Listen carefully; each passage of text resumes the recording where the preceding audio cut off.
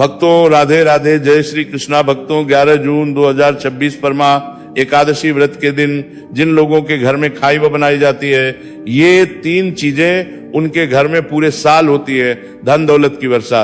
जी हाँ भक्तों, ये ज्येष्ठ अधिक मास की दूसरी एकादशी पूरे के पूरे 101 वर्षों के बाद दुर्लभ संयोग में पड़ने जा रही है, क्योंकि एकादशी भगवान विष्णु जी के सबसे प्रिय दिन गुरुवार के दिन आ रही है।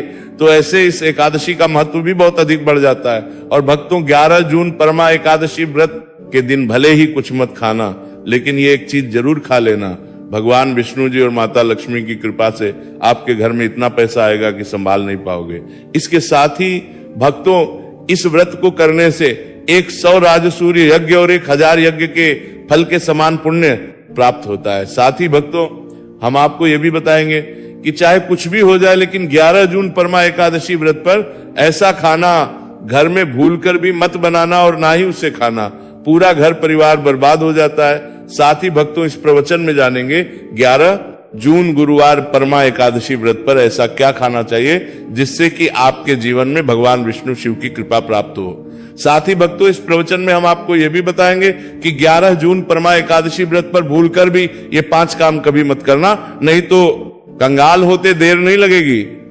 भक्तों परमा एकादशी व्रत पर आपको ये 5 काम कभी नहीं करनी चाहिए। जो भी व्यक्ति गुरुवार परमा एकादशी व्रत के दिन इन 5 कामों को करता है, उसकी जिंदगी बर्बाद हो जाती है, उसके घर में कंगाली छा जाती है।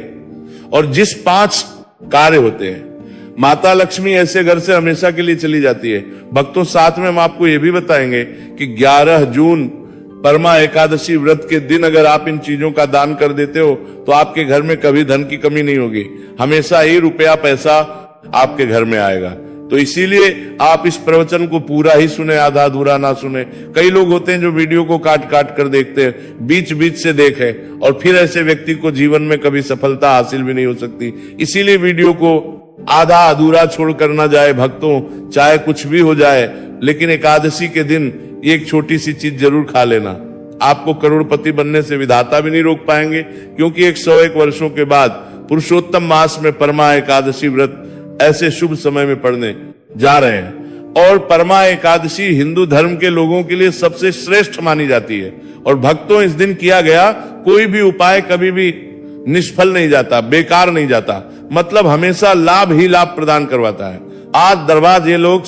चलिए भक्तों अब हम आपको परमा एकादशी व्रत की थोड़ी सी जानकारी दे देते हैं। भक्तों इस बार 2026 में परमा एकादशी व्रत को लेकर लोगों के मन में शंका बनी हुई है कि यह व्रत इस दिन रखा जाएगा। 10 जून या 11 जून पूजा पाठ कैसे किया जाएगा, शुभ मुहूर्त क्या रहेगा, इस दिन क्या खाना है और क्या नहीं खाना है। इस प्रवचन में हम आपका सारा कंफ्यूजन दूर कर देंगे। बस आपको संपूर्ण जानकारी के लिए इस प्रवचन को पूरा जरूर सुनना होगा। और भी बहुत सारे लोगों के प्रश्न आ रहे हैं कि परमा एकादशी व्रत के दिन चावल खा सकते हैं या नहीं खा सकते, पहली बार ये व्रत कर सकते हैं या नहीं। इन सभी प्रश्नों के उत्तर आज हम इस प्रवचन में जानेंगे, और यह भी बताएंगे कि वह कौन सी चीज है जो हमें परमा एकादशी व्रत के दिन जरूर ही खा लेनी चाहिए। अगर आप ये चीज खा लेते हो तो आपको धनवान बनने से विधाता भी रोक नहीं पाएंगे। भक्तों परमा एकादशी व्रत है, और परमा एकादशी व्रत की रात तुलसी में एक चीज जरूर बांध देना चाहिए। अगर आप परमा एकादशी व्रत के दिन तुलसी में एक चीज बांध देते हो तो माता लक्ष्मी जी की कृपा से आपके जीवन में धन आने के सभी रास्ते खुलते चले जाएंगे। तो भक्तों परमा एकादशी व्रत ज्येष्ठ अधिक मास के कृष्ण पक्ष की एकादशी को मनाई जाती है भारत में। इसे अलग अलग जगहों पर अलग अलग नाम से जाना जाता है। जैसे कहीं कहीं पर इसे परमा एकादशी व्रत और कहीं ना कहीं पर वैष्णव पुरुषोत्तमी एकादशी, कहीं ना कहीं पर बस व कमला एकादशी व्रत के नाम से भी जाना जाता है। धर्म ग्रंथों में कहा गया कि परमा एकादशी व्रत ज्येष्ठ कृष्ण की एकादशी होती है, और ये भगवान श्री विष्णु को समर्पित एक अत्यंत पुण्यदायी व्रत माना गया है। शास्त्रों में कहा गया है कि इस दिन श्रद्धा और भक्ति से व्रत रखने, भगवान विष्णु का स्मरण करने और दान पुण्य करने से मनुष्य अपने जन्म जन्मांतर के पापों से मुक्त होकर मोक्ष की प्राप्ति करता है। इतना ही नहीं, इस व्रत के प्रभाव से मातृवृत्ति को ही नहीं, उसके पितरों को भी स्वर्ग और मोक्ष की प्राप्ति होती है। इसलिए इसे पितृ उद्धारक एकादशी भी कहा गया है। जीवन में सुख, शांति, सौभाग्य, समृद्धि और चारों पुरुषार्थ धर्म, अर्थ, काम और मोक्ष की प्राप्ति भी इसी व्रत के प्रभाव से होती है। इसी पावन दिन को एकादशी के रूप में भी मनाया जाता है। द्वापर युग में कुरुक्षेत्र की युद्ध भूमि पर भगवान श्री कृष्ण ने अर्जुन को जो दिव्य ज्ञान प्रदान किया था, वही अमृततुल्य श्रीमद् भगवद गीता इसी दिन बहुत बड़ा महत्व रखती है। गीता का ज्ञान केवल एक युद्ध का उपदेश नहीं, बल्कि समस्त मानव जाति के लिए धर्म, कर्तव्य, सत्य और भक्ति के मार्ग को दर्शाने वाला शाश्वत ग्रंथ है। इस दिन श्रीमद् भगवद गीता का पाठ, श्री कृष्ण पूजन, व्रत और सत्संग करने से व्यक्ति का जीवन आध्यात्मिक रूप से प्रकाशित होता है और उसे भगवान के चरणों की निकटता प्राप्त होती है। धार्मिक के अनुसार परमा एकादशी व्रत का व्रत आपकी आत्मा पर बोझ नहीं, बल्कि समस्त पापों का श्रवण करने वाला होता है। भक्तों, चलिए सबसे पहले हम आपको बता देते हैं कि परमा एकादशी व्रत की सही डेट टाइम क्या है।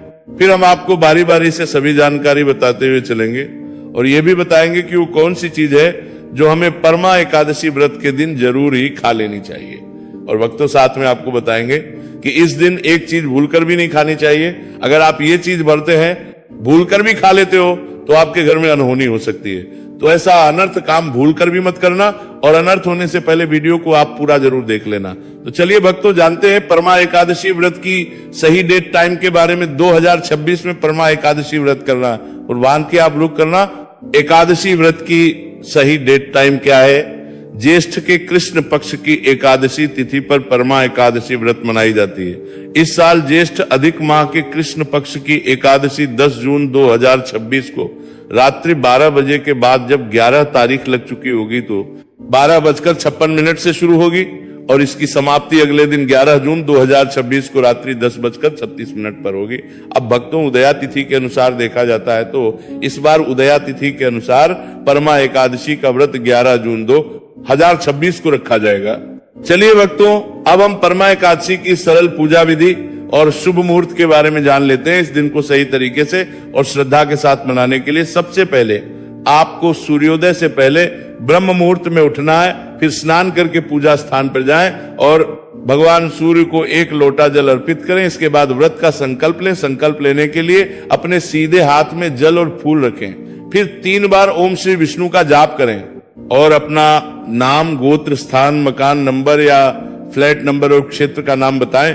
इसके बाद अपनी इच्छाएं भगवान के चरणों में समर्पित करें और भगवान को प्रणाम करके जल अर्पित कर दें। अब पूजा की प्रक्रिया के बारे में जानते हैं। सबसे पहले एक अखंड फल जैसे सेब, नारियल, जो भी फल उपलब्ध हो, बिना कांटे हुए लें और उसे गंगा जल से शुद्ध करें।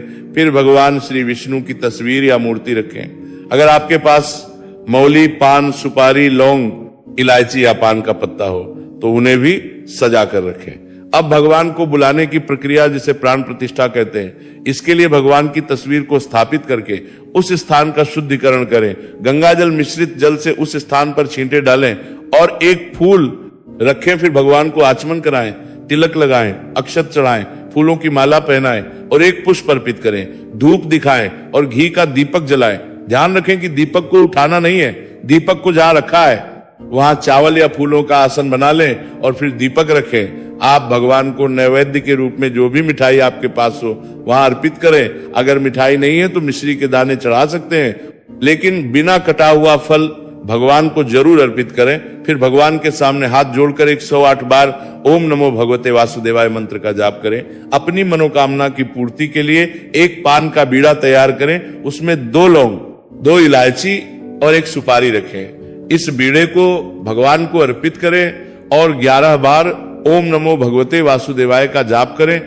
फिर अपनी इच्छा के समक्ष व्यक्त करें। यदि आप धन की प्राप्ति के लिए पूजा कर रहे हैं तो भगवान से धन का आशीर्वाद प्राप्त करें। अब परमा एकादशी की कथा सुने या उसका पाठ करें और फिर भगवान की आरती करें। अंत में फल का भोग अर्पित करें और प्रसाद को सभी में वितरित करें। इस दिन अन्न का सेवन ना करें। यह व्रत का सबसे बड़ा नियम है। चलिए भक्तों, अब हम जान लेते हैं कि परमा एकादशी व्रत के दिन क्या ना करें। देखिए भक्तों, पहली बात, परमा एकादशी व्रत के दिन व्यक्ति को किसी भी प्रकार के विवाद, तन झगड़े से बचना चाहिए। इस दिन किसी से वाद विवाद करना या मानसिक अशांति लाना व्रत का उल्लंघन हो सकता है। व्यक्ति को इस दिन शांत और संयमित रहना चाहिए और किसी से भी द्वेष या कड़वाहट से बचना चाहिए। साथ ही इस दिन झूठ बोलने से भी बचे, क्योंकि यह व्रत के उद्देश्य के खिलाफ होता है। दूसरी बात, एकादशी के दिन चावल का सेवन नहीं करना चाहिए, क्योंकि धार्मिक मान्यताओं के अनुसार चावल की उत्पत्ति भगवान विष्णु के रोम से मानी जाती है। साथ ही इस दिन बैंगन का सेवन भी वर्जित होता है। तीसरी बात, चावल का सेवन इस दिन नहीं करना चाहिए। एकादशी के दिन चावल का सेवन वर्जित माना जाता है। इसके अलावा इस दिन बाल और नाखून काटने से भी बचना चाहिए, ये व्रत के प्रभाव को कमजोर करना है। चौथी बात, इस दिन जमीन पर सोना चाहिए, ये व्रत के दौरान आत्मनियंत्रण और संयम का प्रतीक होता है। कुछ लोग एकादशी का व्रत बिना नमक के करते हैं, जबकि कुछ लोग सेंधा खाकर व्रत करते हैं। पांचवी बात, इस दिन का मुख्य उद्देश्य भगवान विष्णु की पूजा और ध्यान होता है, इसलिए इस दिन को लौकिक कार्यों से मुक्त होकर पूरी तरह से भक्ति में लीन रहकर बिताना चाहिए। परमा एकादशी व्रत के दिन भगवान विष्णु की पूजा और विष्णु के मंत्रों का जाप करने से पुण्य की प्राप्ति होती है। यदि आप पूजा में लापरवाही करेंगे या कोई अन्य कार्य करेंगे तो व्रत का पुण्य नहीं मिलेगा। अगली बार एकादशी के दिन व्रती जातकों को सुबह देर तक सोने से बचना चाहिए। इस दिन हमें जागरूक और ध्यानमग्न रहना चाहिए। साथ ही किसी भी पेड़ या पौधे की पत्तियां और फूल तोड़ने से बचें, खासकर तुलसी के पत्ते भूलकर भी न तोड़ें। अगर भगवान विष्णु को तुलसी अर्पित करनी है तो एक दिन पहले ही पत्ते तोड़कर रख लें। चलिए भक्तों, अब हम जान लेते हैं कि परमा एकादशी व्रत के व्रत में क्या खाना चाहिए और क्या खाना चाहिए। भक्तों, परमा एकादशी व्रत के दिन सेब जरूर खाना चाहिए। शास्त्रों में बताया जाता है कि भगवान के भोग में सेब आदि जरूर अर्पित किया जाता है। अगर आपका व्रत है तो आपको सेब जरूर खाना चाहिए। केला, पपीता, तरबूज और मीठे अंगूर जरूर खाना चाहिए।